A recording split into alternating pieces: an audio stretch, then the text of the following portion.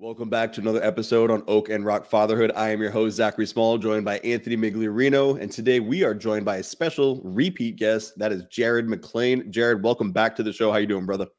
Good to see you guys. Good to be here. Pumped to have you on. We're doing what this is. This is the first of a three-part series. This is the introduction to parenting and mental health. A lot of parents are going through a lot of things. We've seen a lot play out in our world. We're going to cover a little bit about the history, the different type of mental health disorders, issues, things to be aware of, and then how do you treat that? If you brought it to the conclusion where, yeah, I think we're falling somewhere in this category.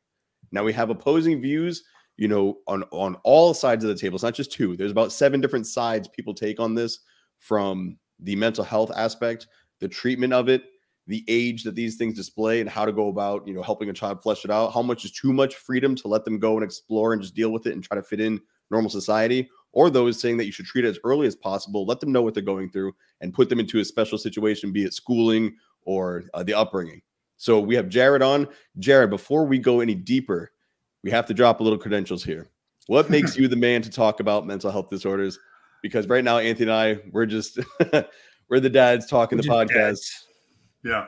No, one of the my background is I've done a lot of studying on psychology and mental disorders. In my early career for my studies, I started a PhD in educational psychology, and unfortunately, I ran out of time and money and wasn't able to get that fully completed. I got all the coursework done and started a dissertation and just couldn't finish it. And then I went and got another master's in psychology, and now I'm doing a second PhD in psychology, and I'm actually on my dissertation right now. So I've studied this for the better part of 20 years in various forms or of another, and it's something that has also affected me personally. We have a son who has been diagnosed with ADHD is the official diagnosis. I've talked about him before. He sort of falls in the cracks between a whole bunch of areas. And we have another daughter who's been suffering from some anxiety and eating disorders. And then I have also my nephew is a very high spectrum autistic child, and my sister has adopted a couple of kids that are drug babies. Their parents were addicted to drugs, and so they have some issues as well that we've been working with as a family. So lots of experience in that area and lots of study in that area. And so with that, you pretty much covered quite a bit there for us to jump on, you know, because with you listing that, some men, or some parents rather, will immediately go to ADHD is not real. The eating disorder, anxiety is caused by social programming and the high expectations placed on young ladies. The autism, that one seems to be accepted just because the brain thinks so differently that people oftentimes are like, well, something is there. And they admit that, similar to, we had a discussion on Down syndrome. You can see something's going on there, and there are varying degrees, you know. And so when it comes to the drug babies, there are also the whole group saying, well, because of that rough start to life, because of being introduced to a world where in the womb you're being fed whatever chemicals, that's why you're like this. Not that mental health is there, but something was wrong with your upbringing. And so this is somewhat of a discussion of nature versus nurture. And so that's why we're laying the ground field with an introductory episode to kind of see where all of us are coming from. And so, Anthony, what is your stance? We've had this discussion a few times, but I also want to get that out there. Your stance on mental health issues at large that we're seeing in society. So I think that we have this idea in the world that there's millions of kids who suffer from mental illness or mental health disorders. And we tend to think that they come from a chemical imbalance. And the truth, and when I say truth, I just mean the scientific method, the way that we understand disease and illness, is there's no proof that it's from chemical imbalances. They have yet to find this out. And I think, and I'm not saying that the symptoms, what we see, how kids behave, how they act, the behaviors, I'm not saying that that's not real. But the truth, again, the truth is, if these diseases were real, if these illnesses were real, and we put kids on medication to cure the disease, the rates would go down. We're not seeing that at all. We're seeing a massive increase in mental health problems, especially in children, and especially over the last decade. I think it's up more than probably 30, 40%. So I think when we want to solve an issue or a problem, we have to honestly look at what's going on. We have to get to the root cause. And we sometimes need to be skeptical about what's being pushed on us and what the agenda is. I mean, none of us would deny the massive amount of money that they've made through COVID vaccines. The pharmaceutical companies have made billions upon billions of dollars drugging kids, right? If there's a problem, they have to receive money to find the so-called cure. So that's a little bit of where I stand. I do think that raising children peacefully will be the best tool to help combat mental illness, especially in children. No, I agree with you. And I saw Jared lean forward in his chair a few points during where you were going with that. So just stand by. But I want, again, laying the groundwork here. You brought up medication. We're going to do a whole episode on medication. We're going to do a whole episode on diagnoses being given and how to deal with that. But again, to bring it back to the discussion, what you were saying there with the actions are real, but the cause of those actions not being the chemical imbalance, but being something within the home, an event, some incident, possibly just a single incident that was great enough to change the child's perspective to where now they're acting out the way they're acting out, might not be chemicals, but rather something from nature. And so, Jared, with that put out there, I'm basically bouncing between the two of you. Yeah, I'll be the moderator between the two and throw my 2 cents in now and then. Your response, especially the numbers, because that does stand out to me. Yeah, the numbers are big. The numbers are very important. I want to reframe a couple things and make sure we're on the same page for particular terminology. One thing that Anthony said, which is a big no-no in most psychology, is he said that we cure the problem. That's not what we're aiming for, ever, because you can't. If you look at somebody that has major depressive disorder, we can't cure major depressive disorder. We can't cure something genetic like a Down syndrome or something like that. But what we try to do from a treatment perspective is we try to help people live with it. We help people adjust to being able to handle the burden of whatever that problem is. And that goes for anything, whether that's a psychological disorder or some traumatic event, doesn't matter. We never try to cure somebody. We try to help them live with their problem and help them overcome what their difficulties are. So that's something we really need to establish. We're not ever looking to stop the problem. We're looking to mitigate the problem. That should make a little bit of sense. The other one I want to talk about is Anthony says, well, we can't identify the chemical imbalance. Well, that's true from one perspective. In order for me to identify a chemical imbalance in your brain, that would mean I would have to drill a hole in your skull and get down into the brain fluid and somehow withdraw a little bit of fluid and then test it and say, oh yeah, you got a total imbalance here. Well, that's stupid in a couple of ways, because each individual person's brain chemistry will vary significantly from one to the next. So there's no baseline of, oh yeah, your dopamine numbers are 0.9. That's great. And your dopamine numbers are 0.4. That's terrible. We need to adjust that. Where we see it as a chemical imbalance is that when we have people that have, say, for example, major depressive disorder, and we know that that's serotonin deficit or a dopamine deficit, it could be either one of those. And then we give them medicines that help their brain increase the amount of serotonin or increase the amount of dopamine, we see a reduction in the symptoms of that major depressive disorder. So that tells us medically, okay, we can't go in there and say, let's get the injection out, let's pull it out, and let's take a look at the chemicals. But what we can say is, guess what? When we did a chemical, we added a chemical to it that helped them, that was potentially a deficit, then we saw an improvement. So that must tell us then that sure enough, there could be a deficit of that chemical in the brain. So it's not that we identify it by saying, oh yeah, through this blood test, we got this result. No, that doesn't work. Again, almost impossible to do. But when we see the effects of good medications, when they do work, that creates a much better idea. Oh yeah, you know what? Guess what? That's probably where that comes from. So by saying we can't identify it, that's true, but we also can identify it through other means. Does that make sense? Yeah, that makes sense to me.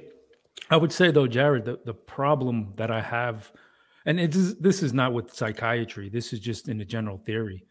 So when we have an illness or we have a disease, we can take a blood test, we can see a physical condition, right? We can examine it. We can have evidence that it's there, whatever the disease is. Psychiatry, and this has been going on for the last 40 years, is based on behaviors, right? Symptoms and behaviors. And they say that that is what determines, determines the illness. My problem is that even if we give kids medication to reduce these symptoms, there's no proof that they cure the symptom or they help the symptom, but there is a lot of negative attributes or negative effects from the medication. There's far more negative outcomes from taking the medicine than what it is supposedly helping. And to go to your point, though, with drilling in the brain, too, they do take brain scans. And they've shown that kids who are on ADHD medication, I mean, Ritalin was one of them that in the 80s was horrible. They were giving these young boys who had ODD. You have oppositional defiance disorder. We're going to give you Ritalin to suppress your brain receptors so they're not producing as much dopamine so they can be calm and relaxed. And I'm not going to get into a government conspiracy to keep men weak and keep them sedated. Maybe that's part 4 or 5 we can get into. But I think that, when we say we want to help kids, we have to look at what history has shown us and where we're going and how we can do it better. I think the field of psychiatry, and there's a lot of psychiatrists who speak out against this. There's a lot of people in the field who say that they're doing it wrong. They're not getting the results. Things are actually getting worse. The diseases are progressing. So when we set out to cure a disease, we should be helping people. It should be getting minimized instead of seeing an increase. And it really is a disservice to our kids, man. These kids are struggling. And again, I'm going to go back to saying that I have full sympathy for these children who suffer from these so-called illnesses or disorders because they're devastating. Let me back up just a little bit and give a little historical perspective. You're right that psychoactive medications to treat things like depression or anxiety or other things like that are relatively new within the last 40 years or so, starting in the late 70s, early 80s. And there was actually a good case study of this is the drug Prozac, which is an antidepressant. And when it first came out, they were really gung-ho on it because it was new and it did things that they weren't able to do with other drugs. And it did things with extreme edge cases because that's what they test the drugs on, are people that have major depressive disorder that nothing has been able to touch yet. No type of therapy, nothing has been able to make a dent in. And then they get this new drug, they give it to somebody, and all of a sudden they see improvements. And they're like, holy crap, look at what we just did with this great drug. And it's a serotonin reuptake inhibitor, it's Prozac. So it gives more serotonin into the brain. That must be one of the keys to doing this.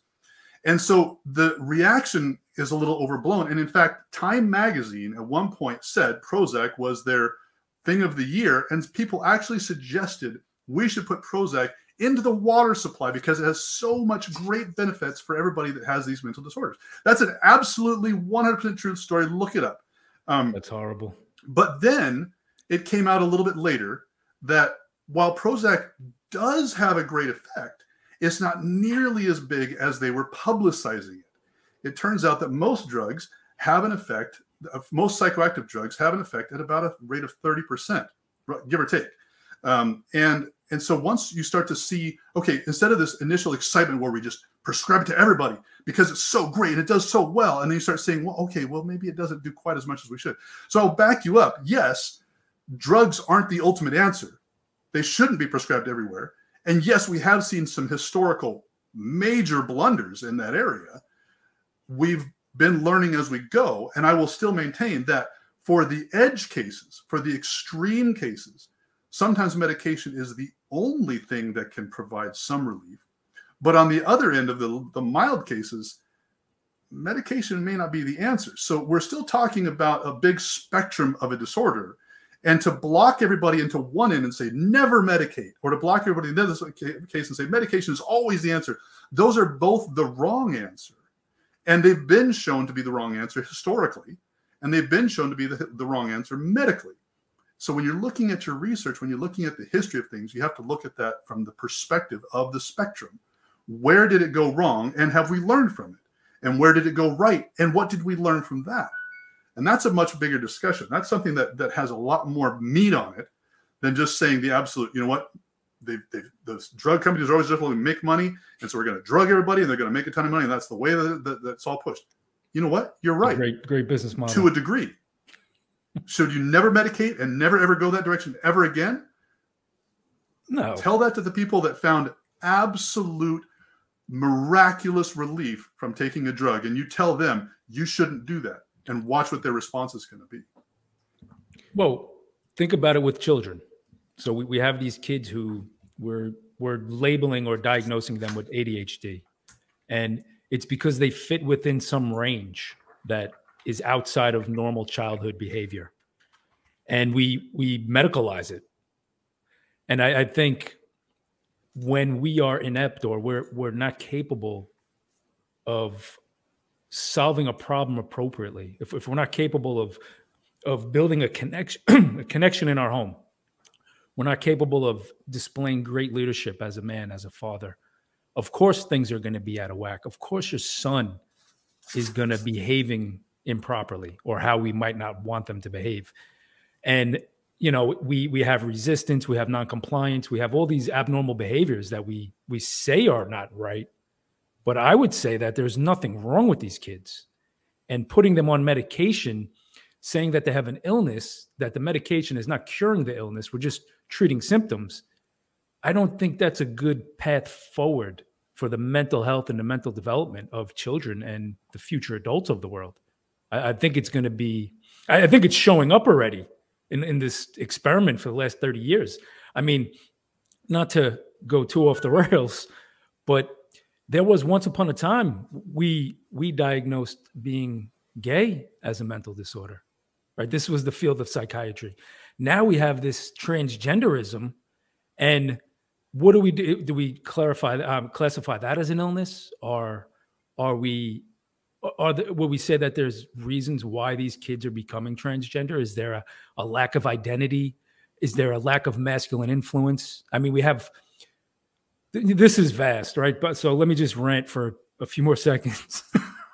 But we have so many young women who alter their appearance physically to fit into a societal norm.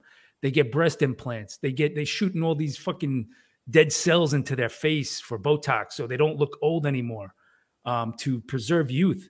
There's all these things that they're doing because there's something wrong internally, and they're trying to fit in to a dysfunctional external environment. So like, where do we draw the line? I know that was a lot, Jared, but I'm sure you can handle it. I can. I will unfortunately have to handle it at another time because my schedule doesn't permit me to get into too much there. But I'll take some notes and come back to that later. I will say one major aspect of any diagnoses that we give to people is based on subjective discomfort.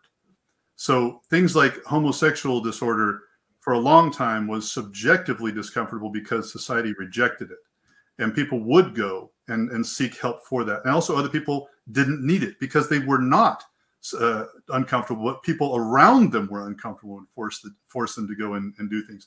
That's still the case to a lesser degree today, but it is becoming more and more important from a psychology perspective that we base our diagnoses on what is the subjective discomfort of the individual, not of the people around them and the society around them. So that's a big element that is becoming more ethically important these days that hasn't been as ethically important in the past. So I'll just sort of end on that note, and we'll talk more about that the next time we get together. All right. You have seen the groundwork laid by Anthony and Jared. I had the privilege of a front row seat to it. This was an introduction to a much greater discussion we will be having on a future episode. We dropped this one specifically so you can see where we're coming from, but importantly, if you have a question or a comment or something you want addressed, feel free to drop it in the comments below. Shoot us a DM to let us know, and I'll be sure to feed those questions to these two gentlemen or field it myself and get your personal perspective addressed. So on top of our discussion, we are taking questions. If you have that, we'll do it at the end of the episode, or if it fits into the conversation, we'll slip it in. But this is a discussion needing to be had. Obviously, you can see there are a lot of different opinions on where we stand and then the spectrums on which we stand inside those opinions. So with that, drop the comments, like, subscribe, share, do your thing. This has been another episode on Oak and Rock Fatherhood. Stay well, tune in. It's only going to get better.